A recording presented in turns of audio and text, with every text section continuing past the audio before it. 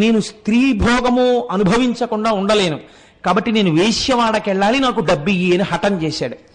ఇవ్వడానికి రూపాయి కూడా లేదు నాన్న, తినడానికి లేదు, నేను పస్తులు ఉంటున్నానని దక్క. నాకు అనవసరం, డబ్బు ఇస్తావా ఇవ్వవా అంది. ఇక్కడే కూర్చోంది అక్కగారు అని వీధి తలుపు వేసి లోపలికెళ్ళి ఆవిడ తన శరీరము మీద ఉన్నటువంటి వస్త్రములన్నింటినీ తీసేసి గదిలోకి వచ్చింది. వచ్చి, ఇవాళ నీకు ఒక రహస్యం చెప్తున్నాను, నీ తండ్రి నా తండ్రి ఒక్కరు కాదు, మన ఇద్దరం ఒక్క తల్లి కడుపున పుట్టాం. నేను నీకు డబ్బు ఇవ్వలేను, నా దగ్గర డబ్బు లేదు, కానీ ఈ శరీరము స్త్రీ శరీరము కదా, దీన్ని అనుభవించు అంది. ఈ మాటలు విన్నాడు అరుణగిరినాథర్. అక్కగారిని అలా చూశాడు అంతే. వెంటనే తలుపులు తీసి తను చేసినటువంటి పాపములు జ్ఞాపకానికి వచ్చి పసిపిల్లవాళ్ళ ఏడుస్తూ అరుణాచలం దేవాలయంలోకి వెళ్ళిపోయి, నా పాపమునకు నిష్కృతి లేదు, నేను